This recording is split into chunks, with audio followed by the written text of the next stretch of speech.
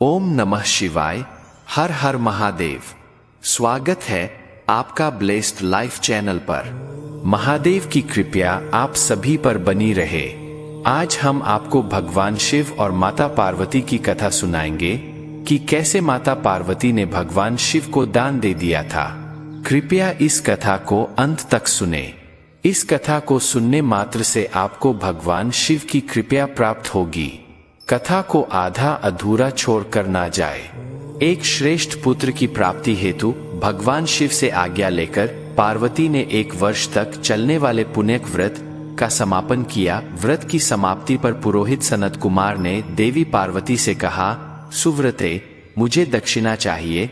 पार्वती ने मुंहमांगी दक्षिणा देने का वचन दिया। फिर क्या था, पुरोहित बने सनत कुमार ने अस्वाभाविक दक्षिणा की याचना की। देवी, इस व्रत में दक्षिणा स्वरूप मुझे अपने पति को दीजिए। यह सुनते ही देवी पार्वती पर जैसे वज्रपात हुआ। वे व्याकुल होकर विलाप करती हुई मूर्छित हो गईं। पार्वती को मूर्छित देखकर ब्रह्मा, विष्णु और मुनियों को हंसी आ गई। उन्होंने पार्वती को समझाने के लिए भगवान शिव को भेजा। पार्वती की मूर्छा टूटने पर शिव ने उन्हें समझाया, देवी, देवकार्य, पितृकार्य या नित्य नैमित्तिक जो भी कार्य दक्षिणा से रहित होता है, निष्फल हो जाता है। उस कर्म से दाता कालसूत्र नामक नरक में गिरता है। उसके बाद वह दीन होकर शत्रुओं से पीड़ित होता है। ब्राह्मण को संकल्प की हुई दक्षिणा उस समय न देने से वह बढ़कर कई गुनी हो जाती है। भगवान विष्णु और ब्रह्मा ने पार्वती से धर्मरक्षा के लिए अनुरोध किया। धर्म ने भी समझाया। देवताओं ने कहा, मुनियों ने भी दक्षिणा देने की प्रेरणा दी।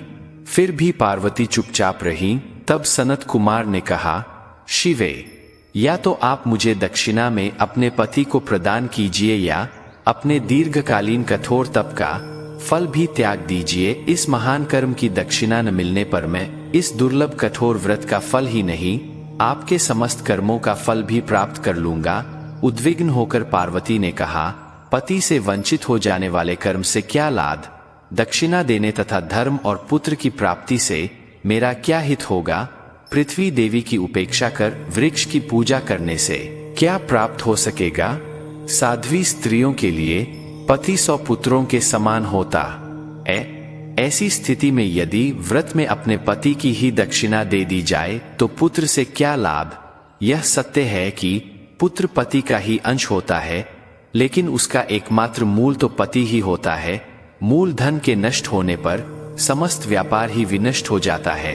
उसी समय आकाश में देवताओं और ऋषियों ने एक रत्न निर्मित रथ देखा जो पार्षदों से घिरा था। उस रथ से श्री नारायण उतरकर देवताओं के सम्मुख उपस्थित हुए। उन श्री नारायण को ब्रह्मा, विष्णु और शिव ने रत्न सिंहासन पर बैठाकर उन्हें प्रणाम किया और हाथ जोड़कर गदगद कंठ से स्तुति की। वहां का सारा वृत्तांत जानकर श्री नारायण ने कहा, शिवप्रिया पार्वती का यह व्रत लोक शिक्षा के लिए है, अपने लिए नहीं, क्योंकि ये तो स्वयं समस्त व्रतों एवं तपस्याओं का फल प्रदान करने वाली है।